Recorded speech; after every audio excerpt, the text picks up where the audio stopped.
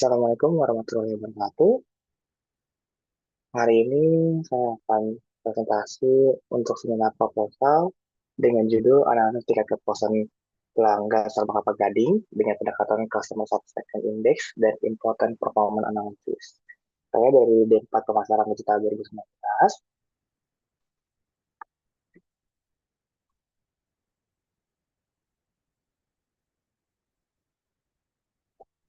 Sebelumnya perkenalkan, nama saya Hendri Sadenardia. Saya dari Universitas Negeri Jakarta, Fakultas Ekonomi dengan program studi D4 Pemasaran Digital tahun 2019.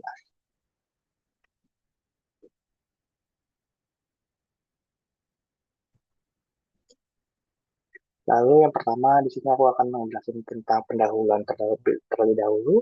Selanjutnya aku akan lanjut ke kajian pustaka, lalu metode penelitian, lalu aku menjelaskan tentang Customer Satisfaction Index, serta Informal Performance Analysis, dan juga yang terakhir adalah Gap Analysis. Yang pertama kita akan mempelajari di pendahuluan dulu. Yang pertama kenapa aku membawain tentang permasalahan ini dijadikan tugas akhir tersebut, yaitu yang pertama itu persaingan industri coffee shop itu semakin ketat.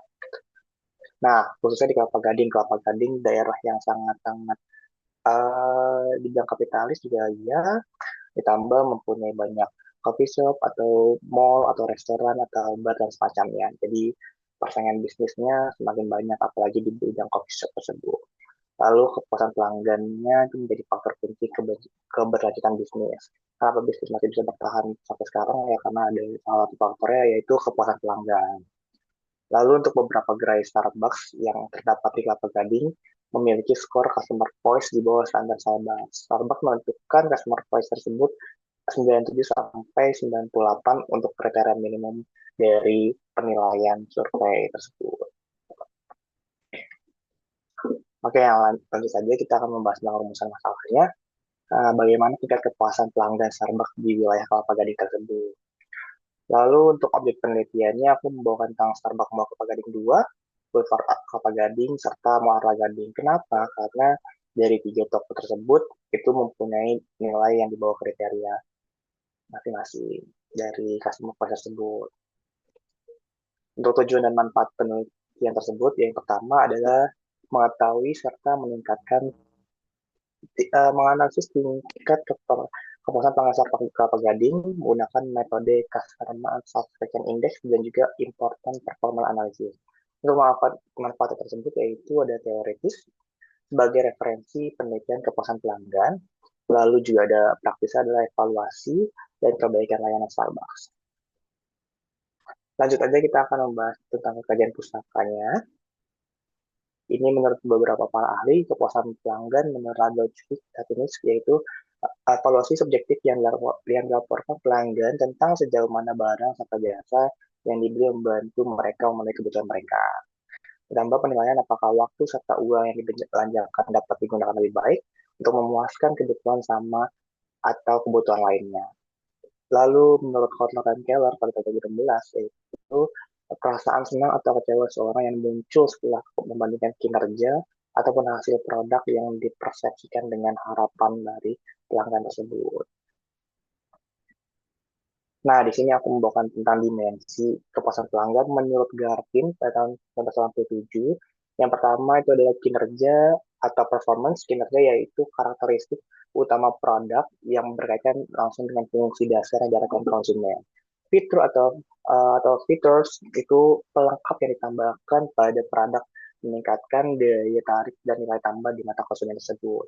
Untuk keandalan atau bisa disebut reliability, probabilitas suatu produk dapat beroperasi dengan waktu yang sangat baik, serta daya tarik dan nilai tambah di mata konsumen tersebut. Lalu ada kesesuaian atau convenience, yaitu sejauh mana suatu produk memenuhi standar dan spesifikasi operasional yang telah ditentukan tersebut. Lalu ada persepsi kualitas atau perceived quality, itu persepsi konsumen terhadap apakah keseluruhan kualitas suatu produk tersebut seringkali didasarkan pada reputasi barang tersebut. Lalu ada estetika atau estetik. Estetik itu berhubungan dengan bagaimana produk tersebut terlihat, terasa, dan juga menarik bagi konsumennya. Lalu ada daya tahan atau durability. Durability itulah ukuran umur dari suatu perusahaan atau produk atau teknis maupun ekonomis yang menunjukkan seberapa lama produk dapat digunakan sebelum perlu diganti. Lalu ada serviceability atau yang terakhir kemampuan pelayanan. Kemampuan pelayanan tersebut kemudahan dalam memperbaiki produk, termasuk kecepatan, kompetensi, kenyamanan dalam pelayanan yang diberikan pelanggan. Di sini aku membuat alat ukur kepuasan pelanggan yaitu skala Likert yang berdasarkan 4. Lalu ada Customer Satisfaction Index dan Important Performance Analysis. Untuk metode penelitiannya, di sini aku akan menggunakan Starbucks. Lokasinya itu Starbucks Kelapa Gading. Di sana tuh ada 7 toko, tapi aku akan membawakan 7 toko yang di bawah dengan customer voice tersebut. Lalu untuk waktunya aku menggunakan Mei sampai Oktober. Untuk desain ini aku menggunakan jenisnya yaitu deskripsi kuantitatif, kuantitatif, sorry. Lalu metode ini survei secara online. Populasinya aku menggunakan pelanggan Starbucks Kelapa Gading. Lalu sampelnya 150 responden. Teknik itu aku menggunakan purposive sampling. Untuk teknik kemampuan data, aku punya data primer yaitu kuesioner berupa Google Form yang akan disebarkan melalui WhatsApp group atau Instagram atau TikTok dan sebagainya macamnya. Untuk data sekunder aku mempunyai website Starbucks, Starbucks Enrollment, Google Review, dan juga Gojek, Grab, serta Shopee. Instrumen penelitiannya tadi aku bilang aku membuka skala 4 poin. Untuk dimensi aku menggunakan 8 dengan 40 indikator permasalahan. Uji validitas serta reliabilitasnya aku menggunakan uji validitas R itu lebih dari R tabel. Untuk uji reliabilitasnya aku menggunakan Cronbach Alpha. Teknik analisis datanya menggunakan analisis deskriptif serta customer satisfaction index, important performance analysis dan juga gap analysis untuk mengukur analisis data tersebut. Lalu di sini ada customer satisfaction index. Ini aku akan menjelaskan secara singkat, yaitu Customer Satisfaction Index, yaitu metode untuk mengukur tingkat kepuasan pelanggan secara keseluruhan dengan membandingkan antara tingkat kepentingan dan kinerja suatu produk atau layanan. Hasilnya itu berupa indeks presentasi yang menunjukkan apakah pelanggan sangat puas, puas atau tidak puas tersebut. Lalu di sini ada important performance analysis.